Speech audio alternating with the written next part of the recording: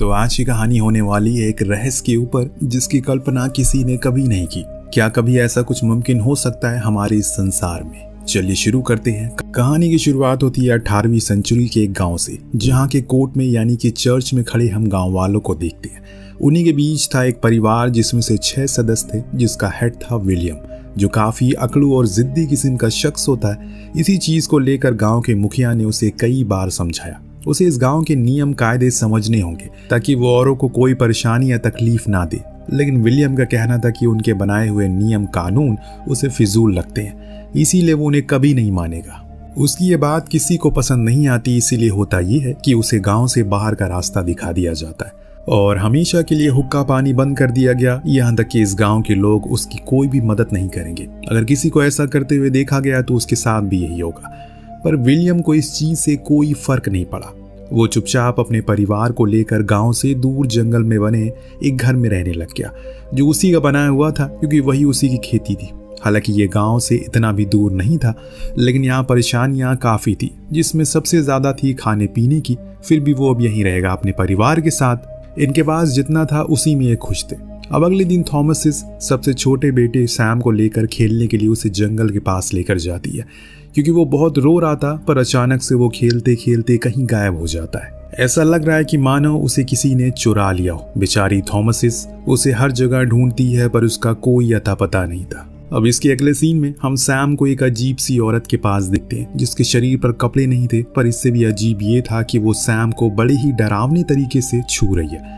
फिर उसने उसकी आंखें निकाली, उससे एक तेल बनाया जिसे अपने पूरे शरीर पर लगा लिया। ऐसा करके उसे बेहद खुशी मिलती है और मानो ऐसा लग रहा है जैसे कि उसे खूब सारी शक्ति प्रदान हो गई हो। उधर घर पे जब थॉमसिस सो रही थी, उसके पास कैलन उसका भाई आता है, जो उसे बड़ी ही बुरी नजरों से सोते हुए देख रहा था, जिससे अचानक से थॉमसिस की आंख खुलती है। पर कैलन कुछ बहाना मार के वहां से चला जाता है। लेकिन थॉमसिस को उसकी ये हरकत कुछ ठीक नहीं लगती। इसके बाद वो अपने डैड के साथ शिकार पर चले जाते हैं, क्योंकि उन्हें लगाई हुई बटल की फसल खराब हो चुकी है, इसीलिए उन्हें शिकार करके खुद का पेट पालना होगा। बीच रास्ते में कैलन ने अपने पिता से पूछा कि आखिर वो यहाँ क्यों आ गए। इतने अच्छे से तो हम वहां पर सभी लोग के साथ रहते थे। तो उसके पिता ने कहा कि वो जगह उनके लिए ठीक नहीं है, वहाँ बुज़दिल रहते हैं। हम लोग बहादुर हैं, इसीलिए हम यहाँ पर रहेंगे। उसने एक और सवाल किया कि आपको सैम के जाने का कोई दुख नहीं है? तो विलियम ने जवाब में कहा कि नहीं, मुझे कोई पछतावा नहीं है, क्योंकि सैम हमें सड़क किनारे मिला था। मुझे लगता है कि वो नरक में गया होगा। ये सुनकर कैलन हैरान हो जाता है, जो देख विलियम कहता है कि हमें मरने से पहले खुद के पापों का प्रायश्चित कर लेना चाहिए, ताकि हम स्वर्ग में जा सके। सैम तो बहुत ही छोटा है, उसने कौन सा पाप कर दिया? यही सवाल कैलन के दिमाग में बार बार घूमता रहता है। इतने में इनके सामने एक काला खरगोश आ जाता है। अब खरगोश तो सफेद होता है, तो ये फिर काला कैसे है? खैर, इन्हें अब मीट से मतलब है, इसीलिए विलियम उस पर निशाना साधता है, लेकिन उसकी बंदूक बैकफायर हो जाती है, जिससे वो चोटिल हो गया।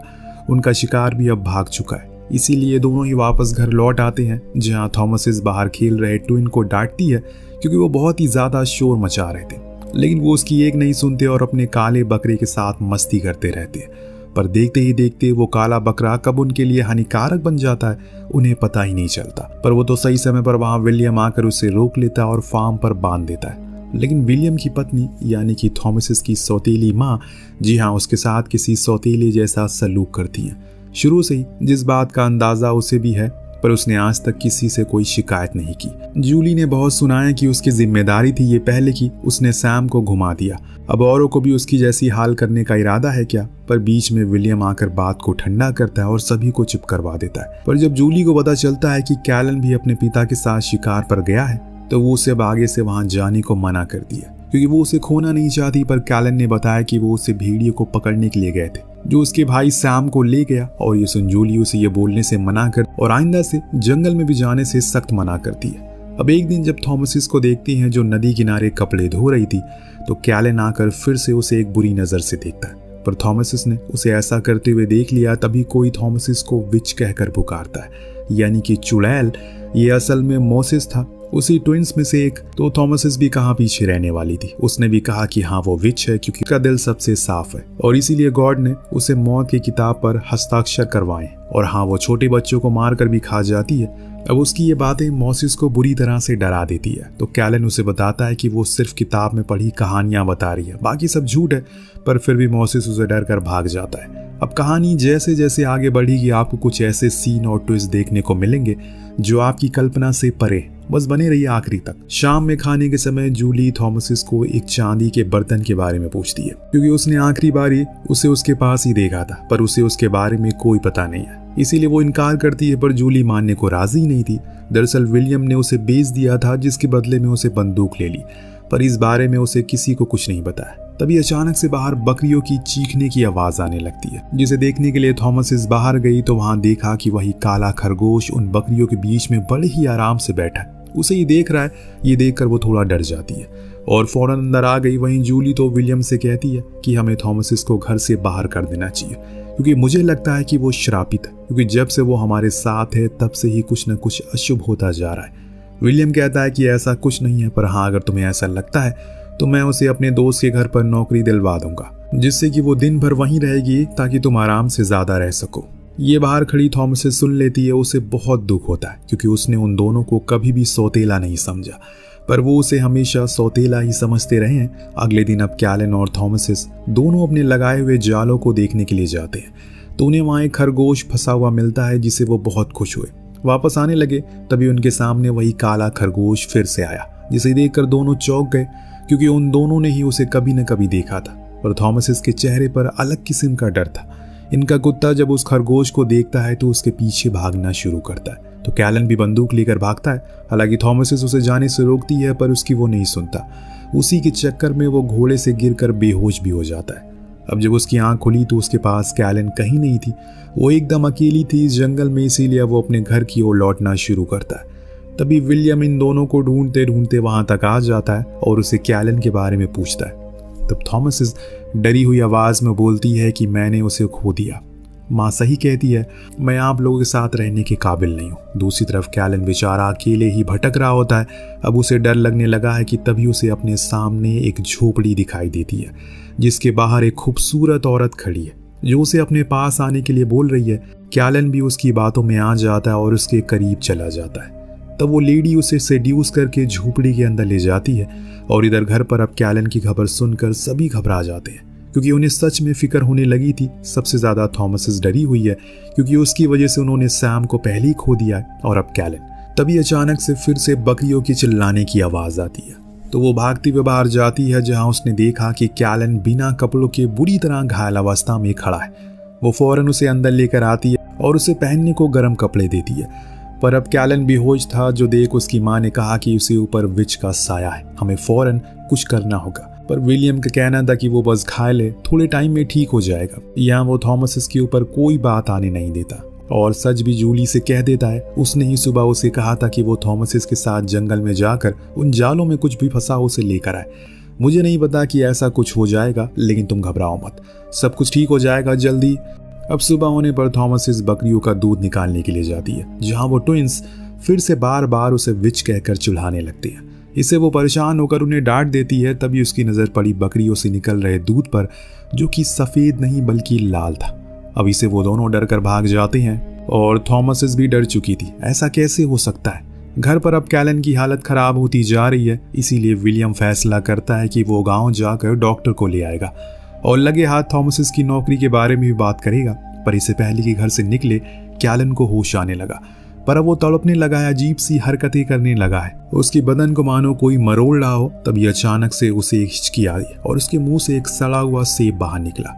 ये देख जूली को अब यकीन हो गया है कि वो सच में श्रापित हो चुका है, और ये श्राप विच ने दिया है, जो जंगलों में रहती है। अब यहाँ जब वो उन दोनों ट्विंस ने विच के नाम सुना तो उन्हें कह दिया कि ये सब थॉमसिस का किया हुआ है, क्योंकि वही विच है, उसने ही हमें बताया था। पर वो रोती हुई कहती है कि वो सब एक मजाक था, भला वो कैलन के साथ ऐसा क्यों करेगी। लेकिन यहाँ विलियम सभी को शांत रहने को कहता है और प्रे करने को बोलता है, क्योंकि अब उन्हें गॉड ही बचा सकते हैं। लेकिन तब तक उन दोनों ट्विंस के पेट में अजीब सी मरोड़ होना शुरू होती है। इतने में कैलन के मुंह से खून आने लगता है और अजीब तरीके से वो हंसते हुए अपना दम तोड़ देता है, जो देख सभी बहुत ही ज्यादा मायूस हो जाते हैं। थॉमसिस तो बाहर जाकर रोने लगती है। तब उसके पिता उसके पास आते हैं और पूछते हैं कि बताओ तुम्हारे साथ क्या हुआ है। अपने पिता से मुंह से निकले इन सवालों को सुन थॉमसिस तो मानो पागल हो जाती है और कहती है कि अगर वो सच में वो विच होती तो सबसे पहले उन ट्विन को मारती, क्योंकि वो मुझे सबसे ज्यादा परेशान करते हैं। लेकिन मैंने ऐसा कभी नहीं किया, और मुझे तो लगता है कि वो विच उस काले बकरे में है जिसके साथ वो हमेशा खेलते रहते हैं। और कभी कभी तो वो उससे बातें भी करते हैं, इसीलिए आपको उसे मार देना चाहिए। विलियम अब परेशान हो चुका है इन चीज़ों से, इसीलिए वो उसके बालों को पकड़ते हुए फार्म पर लेकर जाता है, वहीं बंद कर देता है। उसके साथ वहाँ ट्विंस भी थे और वो काला बकरा भी, चारों वहीं बंद थे। और जाते हुए कहा कि कल वो थॉमसिस को गांव लेकर जाएगा जहां वो नौकरी करेगी और उनसे दूर रहेगी। थॉमसिस अपने पिता को समझाने की कोशिश करती है कि वो जैसा समझ रहे हैं वैसा कुछ नहीं है, लेकिन अब विलियम किसी की नहीं सुनने वाला। रात में कैलन देखती है कि उसका बेटा यानी कि कैलन सैम को लेकर आया, उससे बातें करने की कोशिश कर रहा है, जो देख वो बहुत ज़्यादा खुश हुई। कैलन ने कहा कि अगर आपको अच्छा लगता है तो मेरा आना तो मैं रोज़ आऊँगा, लेकिन उसके लिए आपको हस्ताक्षर करना होगा, वो बनना होगा जो मैं कहूँगा। इस दौरान हम देख पाते हैं कि असल में जो बच्चा जूली के हाथ में था वो एक कौवा होता है जिसे वो ब्रेस्ट फीड कर रही थी। सीन काफ़ी भयानक होता है, लेकिन इससे भी ज़्यादा भयानक तो वहाँ फार्म पर था, जहाँ इन तीनों को कुछ अजीब सी आवाज़ें सुनाई दे रही है, जिससे ये बहुत ज़्यादा डर जाते हैं और चिल्लाना शुरू करते हैं। तभी अचानक से वहाँ एक बूढ़ी औरत आकर उन्हीं बकरियों का दूध पीना शुरू करती है, जिससे इनकी घबराहट और होने लगती है और फिर एकदम से अंधेरा छा जाता है। अब जब सुबह हुई तो विलियम घर से बाहर आया, देखा कि उनकी फार्म पूरी तरह से बर्बाद हो चुका है और कुछ नहीं बचा। वो ट्विंस गायब हो चुके हैं, जितनी भी बकरियां थी वो सब की सब मारी जा चुकी हैं। सिर्फ बची है तो वो थॉमसिस, जिसके हाथों में खून है। तभी अचानक से वो काला बकरा आ जाता और विलियम पर खुद की सींग से बार बार हमला करके उसे बड़ी ही बेदर्दी से मार डालता है, जिसकी चीखें सुन जूली बाहर आई और उसने भी सब कुछ देख लिया कि ये सब थॉमसिस का ही करा धरा है, इसीलिए वो उसे मारने के लिए आगे बढ़ती है। तो थॉमसिस ने खुद के बचाव के लिए चाकू का इस्तेमाल किया, जो सीधे लगा उसकी माँ के सीने पर, जिसे वो भी मारी गई। और पूरे परिवार में बची है सिर्फ अकेली थॉमसिस, वो काला बकरा, जिसे बात करने के लिए वो सीधा अस्तबल में जाती है। इस बीच अचानक हम देख पाते हैं कि दिन से रात भी हो चुकी है, तो बड़ी अजीब बात थी। अब तो यहाँ थॉमसिस उसे बात करने की कोशिश करती है, क्योंकि उसे शुरू से लगता है कि वो ही असली विच है, उसने ही सब कुछ किया है। अब यहाँ शॉकिंगली वो काला बकरा उससे बात करने भी लगता है, पूछता है कि क्या उसे एक अच्छी जिंदगी चाहिए, क्या उसे अच्छा खाना चाहिए, क्या वो चाहती है कि सब लोग उसकी बात को माने। तो थॉमसिस हाँ में जवाब देती है। तब वो बकरा एक इंसान में तब्दील हो जाता है और उससे कहता है कि ठीक है, मेरी बात मानो, अपने कपड़े उतारो, खुद की हस्ताक्षर करो और मेरी हो जाओ। अब मानो थॉमसिस उसके वश में आ चुकी थी, वो जो कह रहा था वो करती जा रही थी। फिर वो सीधा जंगल में जाने लगती है, उसी बकरी के पीछे पीछे एक जगह पहुंचती है जहां काफ़ी सारी औरतें बिना कपड़ों के बॉनफायर के पास बैठी थी, कुछ अजीब अजीब सी हरकतें कर रही थी। थॉमस भी उन्हें जाकर ज्वाइन कर लेती है, जिससे वो सभी हवा में उड़ने लगती है, जिसमें सबसे ऊपर थॉमसिस थी, यानी कि वो अब सबसे ऊपर है। पर क्या वही विच है या फिर वो बकरे का सब कुछ करा धरा है? अब आपके मन में सवाल आ रहा होगा कि आखिर थॉमसिस को ही क्यों चुना गया। और भी तो लोग घर में थे, तो मैं आपको बता दूं कि डेमन को सिर्फ एक प्योर सोल की जरूरत होती है। अब इस घर में कोई ना कोई पाप कर रहा था, जैसे कि विलियम जिसे खुद पर बहुत घमंड था, तो वहीं जूली जो कि बहुत बेकार औरत थी, वो दोनों टिन्स जो बहुत ही ज्यादा शरारती थे, कैलन जिसके अंदर बहुत ही ज्यादा लस्ट था, तो बची थॉमसिस जिसका दिल पूरी तरह से साफ था। 16वीं सेंचुरी में हुआ करता था जब अमेरिका में किसी खूबसूरत या फिर स्किलफुल लड़की को विच करार दिया जाता था, जिसे पूरे गांव वाले मिलकर उसे मार देते थे या फिर उसका फायदा उठाते थे, जिसे सैल्वन विच ट्राइब कहा जाता है। और इस कहानी में शायद यही दिखाने की कोशिश करी गई है। वेल, आपको कहानी कैसी लगी हमें कॉमेंट करके जरूर बताएगा। मिलते हैं अगली वीडियो में। Thank you so much watching. Peace out.